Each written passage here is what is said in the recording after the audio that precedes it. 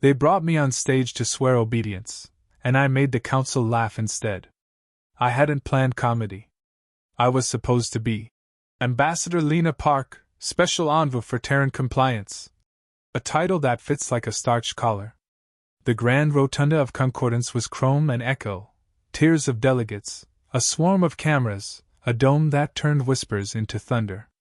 Above us, the council's sigil, 13 interlocked rings, glowed. The script in my sleeve read, "Accept terms, signed treaty." Then the anthem started. You haven't lived until you've heard the Unified Compliance Anthem, verse 19, performed by a choir of solemn cephalopods. The melody droops like a melting candle. The lyrics translate to, "We are so happy to give up autonomy," but in a dialect that makes verbs kneel. Everyone stood with right appendages raised, tentacles, claws, manipulators, one floating ball of gas with a tiny glove. I stood too. Ambassador Park, intoned Speaker Zal, whose mouth was a tidy zipper of teeth. Repeat after us. This, I repeated, seems like a lot. A rustle ran through the rotunda. The anthem cut off. Zal's membranes flicked.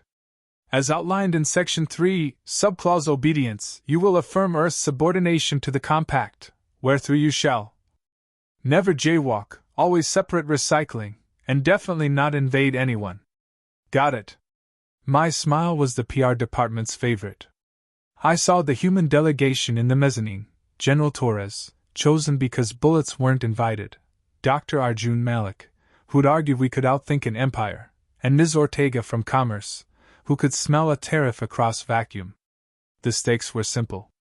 If we refused, the Council would embargo Earth behind interdiction buoys and fines. If we agreed, we'd join a hierarchy whose first rule was, don't ask why. Zal lifted the oath scepter, a baton inset with captive sons. Speak the words. I could speak them. I could consign 8 billion contrarians to cute thoughts and licensed laughter.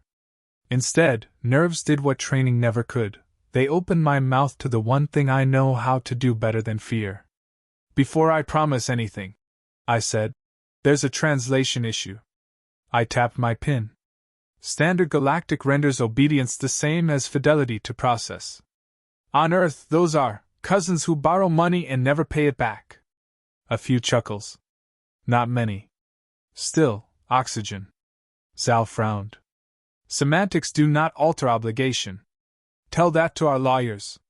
I grinned at Ortega. She didn't grin back. Maybe I should show how humans process obligations.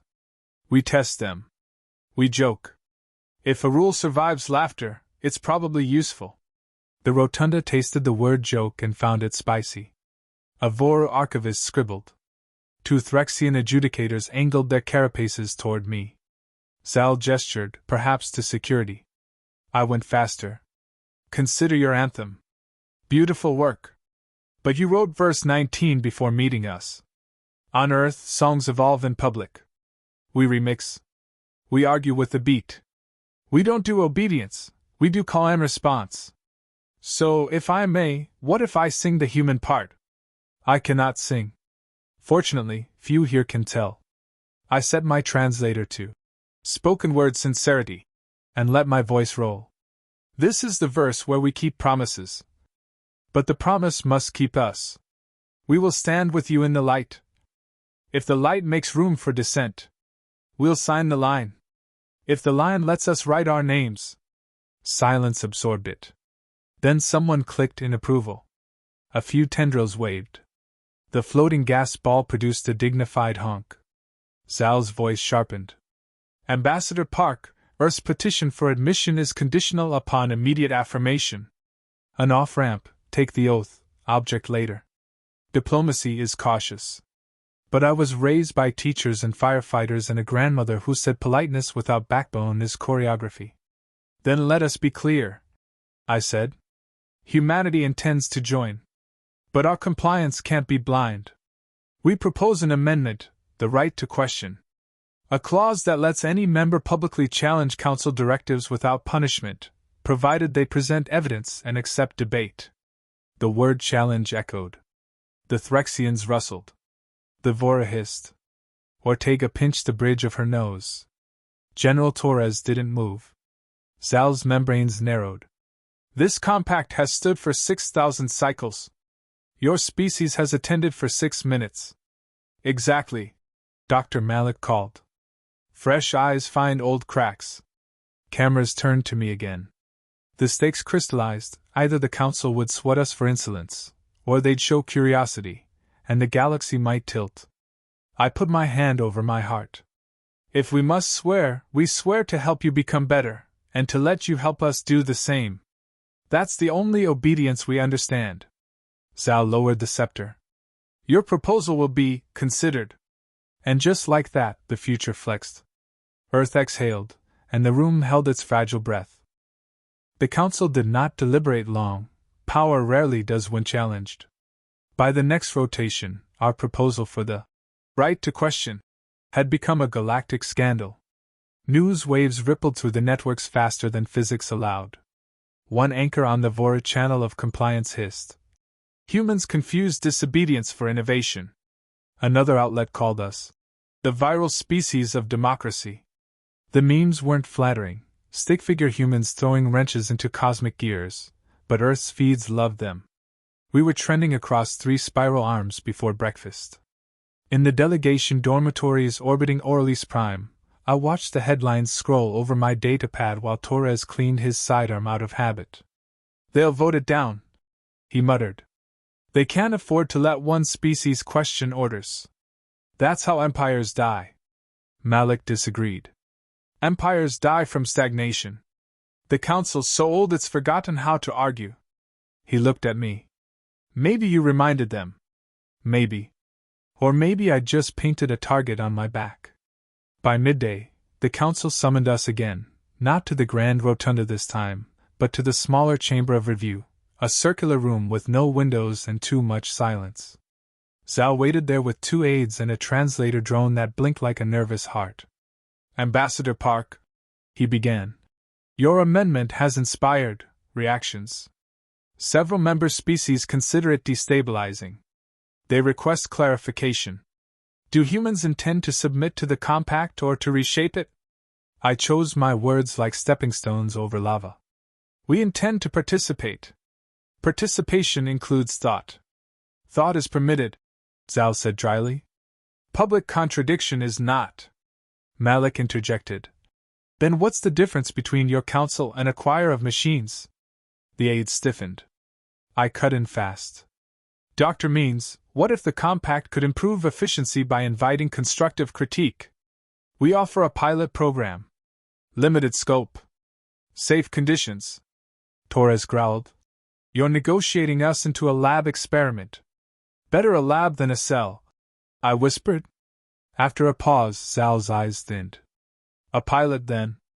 Under supervision. You will demonstrate this right to question within 30 cycles. If your method produces measurable benefit, the Council will reconsider. And if it fails? I asked. Then humanity will be corrected. That night, we argued in the dormitory until the lights dimmed from fatigue. Ortega wanted to withdraw. Torres wanted to build defenses. Malik wanted to teach the galaxy philosophy. I just wanted coffee strong enough to burn regret. But beneath the exhaustion, something in me sparked, the same something that made our ancestors poke fire and name stars. Maybe this was what we did best, take systems meant to tame us and turn them into playgrounds. We picked our test subject carefully, the Helion Trade Protocol, a tangled set of tariffs and quotas that everyone hated but no one dared question. Its inefficiency cost the compact billions of energy credits annually. If we could improve it through open debate, the proof would be undeniable. Malik designed the framework, an open forum moderated by AI but accessible to every member species. We called it the Agora, resurrecting an old human word for a place where voices met. I handled diplomacy, persuading suspicious ambassadors that participation meant prestige. Torres provided security, scanning for sabotage. Ortega mapped the incentives, share 1 verified improvement, earn exemption from 1 minor fee. Suddenly, aliens who never spoken above a whisper were elbowing each other to contribute. The first session was chaos. A gelatinous economist from Sigma Hydra accused a crystalline merchant of hoarding flux cores. A pair of feathered jurists quoted poems instead of data.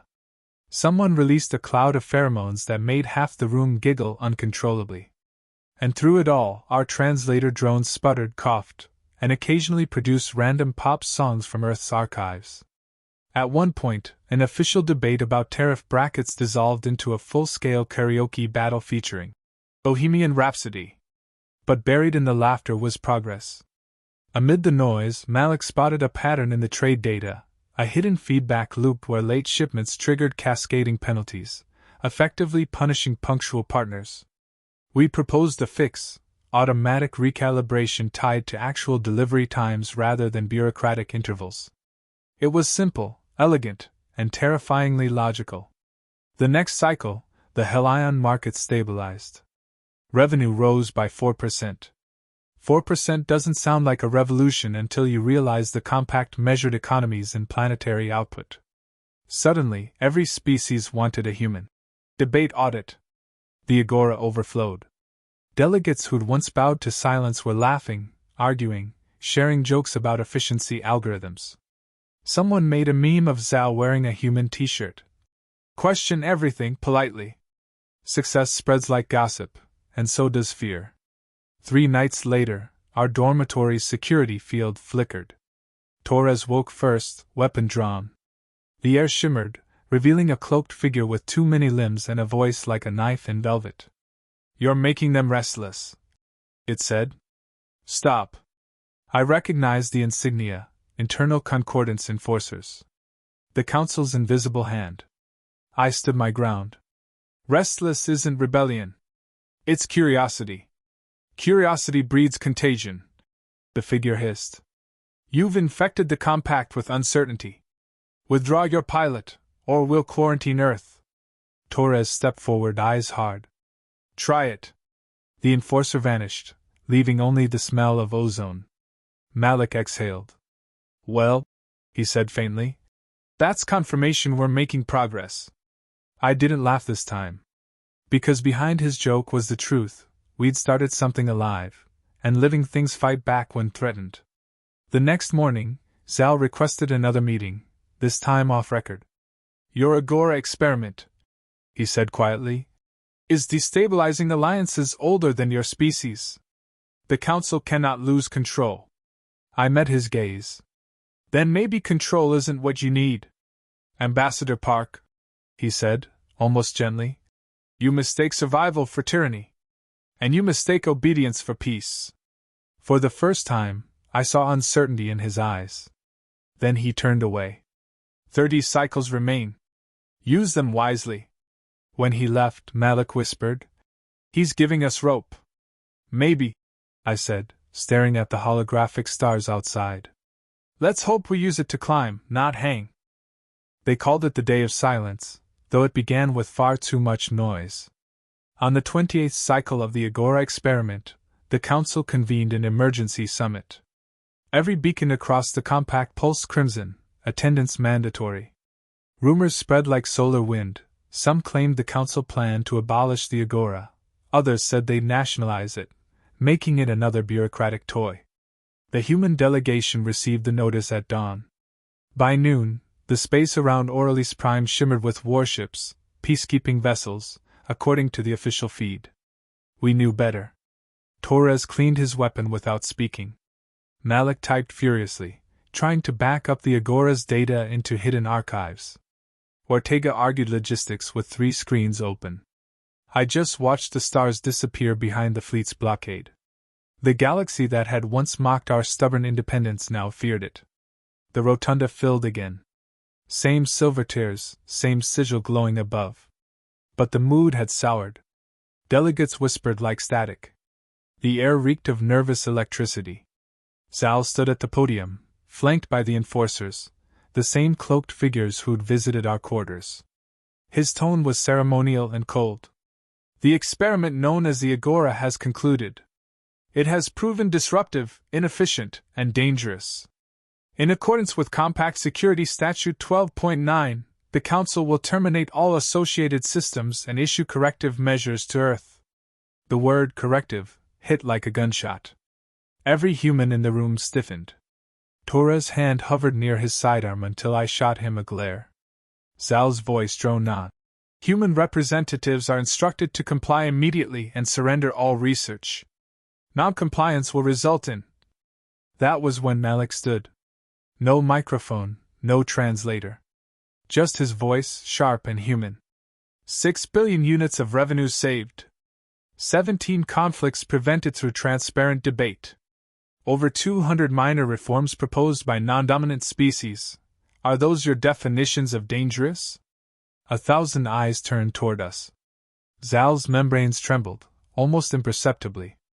Dr. Malik, the compact cannot function if every species questions its directives. Then maybe it shouldn't function at all, Malik said.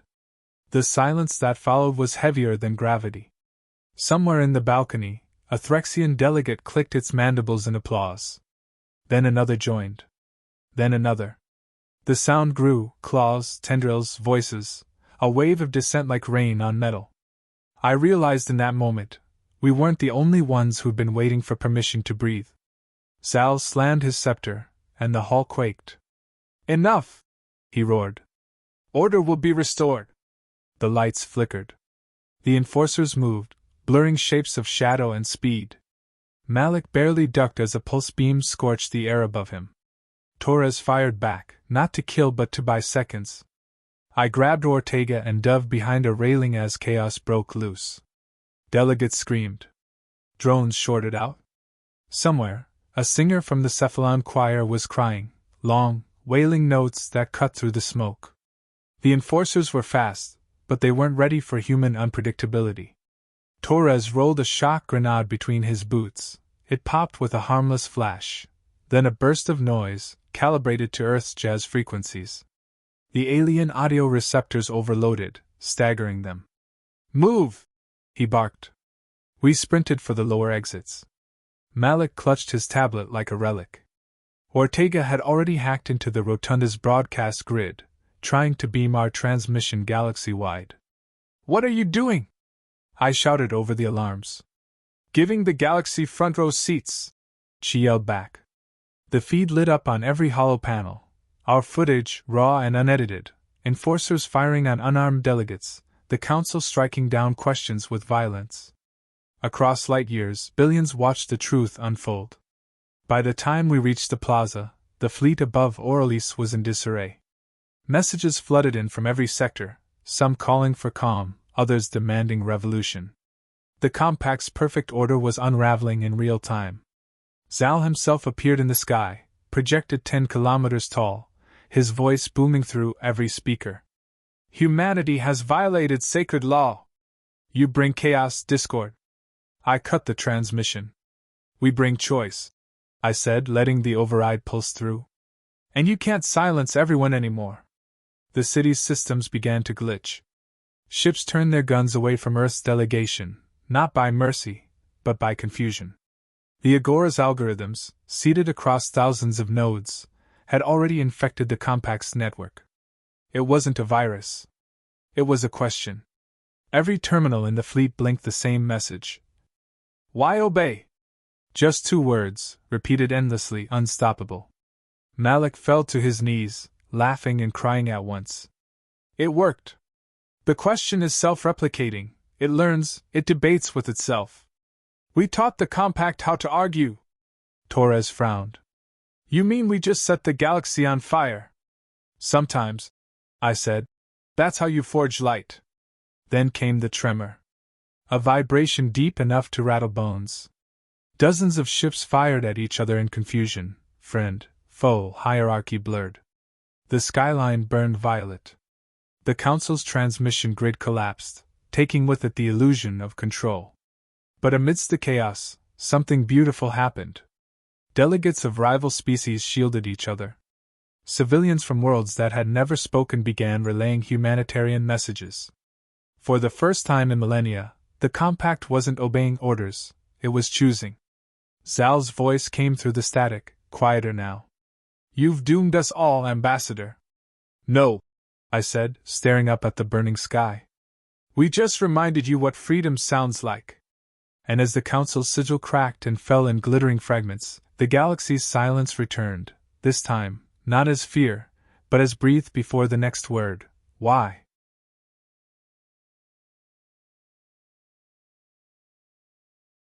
Smoke still hung above Orleans Prime like a second atmosphere, drifting in ribbons of gold and ash.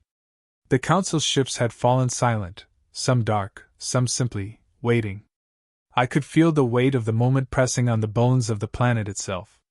For the first time in millennia, no one knew who was in charge. And maybe that was the point. We were huddled in the ruins of the Rotunda's plaza, surrounded by delegates from 100 worlds. Torres' armor was scorched. Malik's glasses had cracked clean through the middle. Ortega sat cross-legged beside a broken projector, rerouting the Agora's code through handheld devices salvaged from the wreckage. Every few seconds, her screen pulsed with new messages. We are still talking. We are still listening. What happens now? What happens now? That was the question echoing across the galaxy. On some worlds, riots. On others, celebrations. The Compact's entire bureaucracy had frozen, paralyzed not by violence but by doubt. The "Why obey?" code had multiplied through every communication lattice, transforming the Council's one-way channels into open forums. Every being, from the most distant moon to the core worlds, could suddenly speak. Zal appeared again, smaller this time, in the fractured light of a dying hologram. His robes were torn, and for once, his voice carried no command, only fatigue. "Ambassador Park," he said, "what have you done?" I stepped forward. Around us, the delegates quieted, turning their eyes toward the wavering image. "We didn't destroy your council," I said softly. "We gave it back to everyone you silenced." "You have unleashed chaos," he said. "Civilizations crumble under too much choice." "Maybe," I admitted. "But they never grow under chains." The hologram flickered. Zal's gaze softened, as if the burden of centuries had finally settled on his shoulders. "You believe they will choose wisely?" "I believe they'll choose honestly," I said. "That's the start." For a long moment, he said nothing. Then, with a slow nod, the image dissolved. Malik exhaled, slumping onto a piece of debris. "So that's it? We win?" Torres barked a laugh. "You call this winning? We're surrounded by space dust and anarchy." Ortega grinned faintly. "Anarchy's just unformatted freedom. We'll teach them version control." That made me smile despite everything. Around us, the plaza survivors began to move, hesitant, cooperative. A Threxian offered Torres a drink from its nutrient pouch. The Cephalon singers, their tendrils scorched, began humming softly, weaving an improvised melody from the fragments of the old anthem. This time, though, the words were different, translated from a human lyric I recognized. "Don't tell me what to be, help me find it." The next few days blurred into rebuilding. Power grids rebooted. Communication hubs reconnected. The Agora lived on, scattered across devices and memories, impossible to erase. What had started as a pilot project had become a living philosophy, one simple truth whispered across constellations: question, always. When the first Council of Equals assembled, it wasn't in the rotunda but outside it, under the open sky. No thrones, no scepters, just delegates sitting on the ground in a loose circle. I represented Earth, but there was no podium, no anthem, no oath. Instead, each species offered something symbolic. The Voras shared a crystal of memory. The Threxians laid down a shard of their armor. The Cephalons offered a song. When my turn came, I placed an old Earth flag, creased, patched, faded from 1,000 missions, on the stones. "We're not here to lead," I said. "Just to remind each other that the right to speak is the same as the duty to listen." Malik smiled. "Spoken like a teacher. Or a student," I replied. Later, as the suns dipped below the horizon, Torres joined me at the edge of the plaza. "You realize," he said, "someone's going to try to rebuild the council someday." "They will," I said. "And someone else will question it again." He nodded slowly. "Guess that's the cycle now." Better a cycle than a cage, I said. Above us, the shattered sigil of the old compact had been repurposed into something new, a constellation of drifting fragments, forming 13 scattered lights, no longer interlocked, but orbiting freely. The galaxy's anthem, once a hymn of submission, was being rewritten by a million voices, each line debated, each melody chosen. I recorded a final transmission for Earth that night. The message was brief. To whoever hears this, humanity did not win by force. We simply asked a question no one had the courage to ask aloud. The Council demanded obedience, and we answered with conversation. The universe is arguing now, and that's the sound of it learning to think. When I ended the recording, Malik looked up from his console. Think they'll understand? They'll argue about it, I said. He grinned. Then they'll understand perfectly. The stars over Orelise shimmered brighter that night, as if the cosmos itself was leaning closer to listen. For the first time in recorded history, the galaxy was noisy, gloriously, defiantly noisy, and beneath that noise ran the heartbeat of something new.